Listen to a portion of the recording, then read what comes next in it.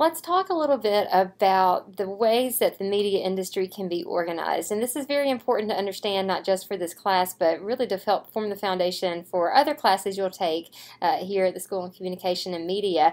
Whenever we have two different media companies coming together, there's one of two ways that they can integrate. The first type of integration is known as horizontal integration. This is when one entity owns several of the same type of organization. So an example would be Clear Channel.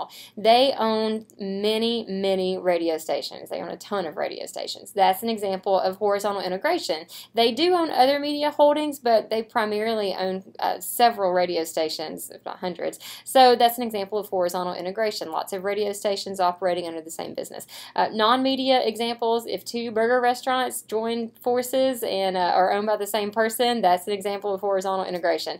If you were around for consolidation, Southern Polytechnic plus Kennesaw State equaling the new U, that's an example of horizontal integration. Two companies doing the same thing coming under one parent company. This is slightly different than vertical integration. And vertical integration is when one company has the ability to produce, distribute, and exhibit all levels of content. So vertical integration is way more powerful than horizontal integration, because not only do vertically integrated companies own the ability to distribute content, in my example about horizontal, just having radio stations integrated that they can distribute a lot of radio content.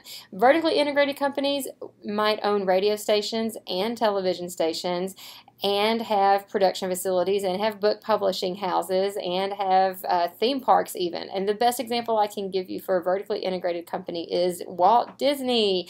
His company is definitely a vertically integrated company, and there are some pretty serious implications. Now, I'm going to use an example of High School Musical 3 because I feel like that is a great example to use, but you could insert any Disney movie or Disney product to this model and see how it plays out. I'll give you an example. High School Musical 3 actually started, the High School Musical started all the way back in 2008. High School Musical aired on ABC. ABC is a television station owned by a parent company, Walt Disney. Interesting. They also had a hit song from High School Musical. Now or Never is one of the many hit songs that came from the musical, played on Disney radio stations to add more visibility. Are we seeing where we're going? Disney could also use that particular song and any song that they had as part of the show with movie clips in promos on Disney Channel shows, on ABC shows.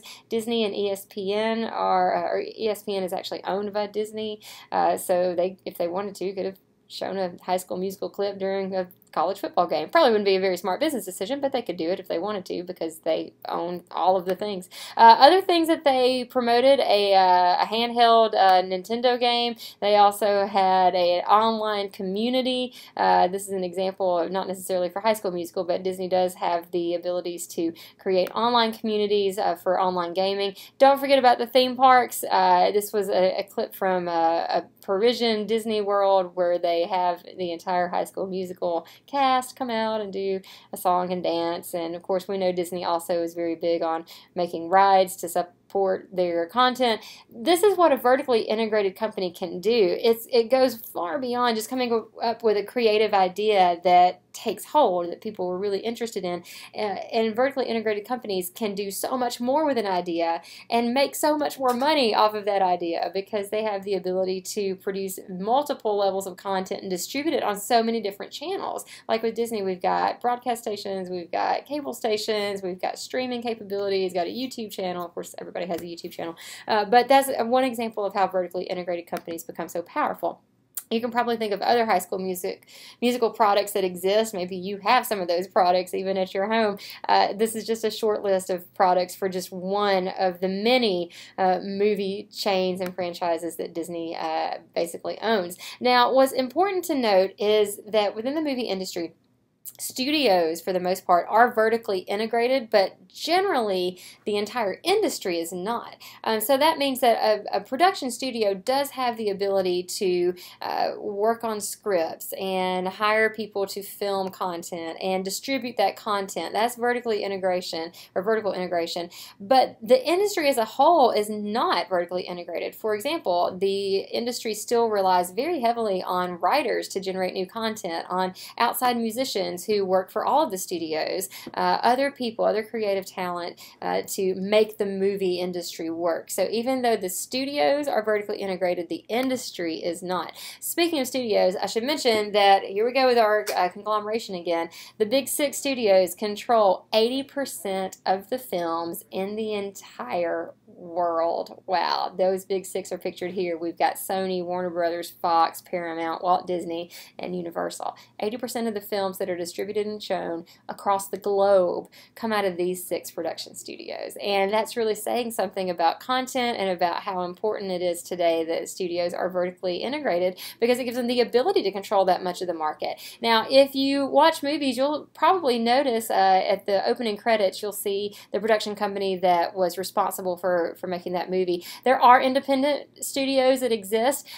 Even within the big studios here, we see some independent type films that come out of those studios. And if you are truly an independent filmmaker, you're not affiliated with any of these studios at all, and you distribute your work somewhere, it gets recognized, it gets some attention at one of the international film festivals, then what happens a lot of times is a big studio will pick up your film and distribute it for a wider audience. So that's how we see a lot of independent films. They're actually distributed by one of the large conglomerate studios, not necessarily through the independents. Pretty interesting stuff if you ask me. Thanks so much, and hope this helped you understand the movie industry a little bit more.